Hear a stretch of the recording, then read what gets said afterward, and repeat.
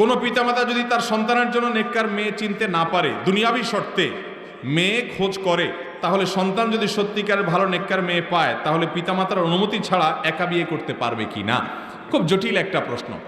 অনেক পরিবারে ছেলে মেয়ে দিনের দিকে আগায় গেছে, কিন্তু মা বাপ আগাইতে পারে নাই। আবার অনেক পরিবারে বাপ মা আগায় আছে, ছেলে মেয়ে পিছে আছে। কোন ছেলে দিনদার মেয়ে বিয়ে করতে চায়, কোন মেয়ে দিনদার ছেলে বিয়ে করতে চায়, এরকম চিঠি আমাদের কাছে শত শত আসে। বিভিন্ন মেয়েদের আর্তনাদ যে আমি একটা দিনদার ছেলে চাই, কিন্তু আমার বাপ ব্যাংকার ছেলে ছাড়া বিয়ে দিবে না, আমার মা ব্যাংকার ছেলে ছাড়া বিয়ে দিবে না, তারা পয়সালা ছাড়া বুঝে না, তারা বলে যে নামাজি পরে বানায় নিস, টাকাটা রেডিমেড থাকুক, দিনদারটা পরে বানায় নিস। আছে না নাই? যুবকদের চিৎকার চেঁচামেচি দেখছেন মুরব্বীরা? এই বেচারা কত অসহায়। আপনারা শুনতেছেন না এদের কথা? বিয়ের সাথে দিচ্ছেন না? সেটা শহীদ হয়ে যাবে সবগুলো বিয়ের জন্য। শোনেন, ঠিকঠাক পরে বলেন। যদি কোনো ছেলে বা কোনো মেয়ে দিনদারিতাকে প্রাধান্য দিতে চায় আর তার অভিভাবক দিনদারিতার কোনো গুরুত্ব না বুঝে, শরীয়ত অনুযায়ী ওই অভিভাবকত্বের অভিভাবকত্বই সাকেত হয়ে যায়, সে অভিভাবক হওয়ার যোগ্যই না, কারণ সে দিনদারিতার কোনো গুরুত্বই বুঝে না। এই ঠিক জোরে বলে এর মানে বাপ মা ধুয়ে কালকে যা বিয়ে শুরু করে দিয়েন না। আমি কি বলছি আগে ভালো করে বুঝেন। এর মানে হলো আপনার বাবা যদি অনেক মেয়ে আছে, আমি ব্যক্তিগতভাবে বহু মেয়েদের হিস্ট্রি জানি, চিঠি লেখে আমাদের কাছে, অনলাইনে প্রশ্ন করে, ভাই বয়স 30 পার হয়ে যাচ্ছে, বাপ বিয়ে দিবে না, আমি চাকরি করি, টাকা কামাই করে খাবে বসে বসে, দেরি করছে তার নিজের স্বার্থের কারণে। তাহলে ওই মেয়ের কর্তব্য হলো চাচা, বড় ভাই, দাদা, এলাকা মুরব্বী, না হলে এলাকার ইমাম সাহেব, গণ্যমান্য আলেম ওলামা, তাদেরকে অভিভাবক বানিয়ে নিজের বিয়ের উদ্যোগ নিজে নেবে, যদি বাপ মা তার অধিকারকে জোরপূর্বক আটকে এবং নষ্ট করে, কারণ তার চরিত্র রক্ষা করা তার জন্য আবশ্যক। কথা কি বুঝাতে পারছি?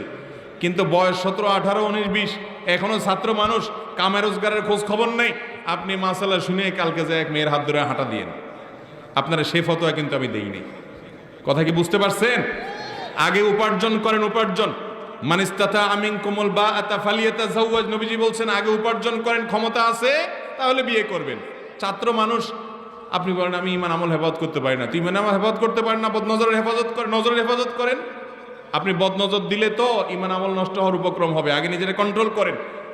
এরপরেও পারেন না, উপার্জন শুরু করেন, তারপরে বাপ মাকে কনভিন্স করেন, তাও লাইন করতে পারতেছেন না, এবার আলেমদের কাছে আসেন, ফতোয়া দিলে ব্যক্তিগতভাবে আপনার অবস্থা অ্যানালাইসিস করে তারপর আপনি বিয়ের উদ্যোগ নিন। হুটহাট করে এই যার তার হাত ধরে হাঁটা দিয়েন না, এরপরে কয়দিন পরে আফসোস করবেন।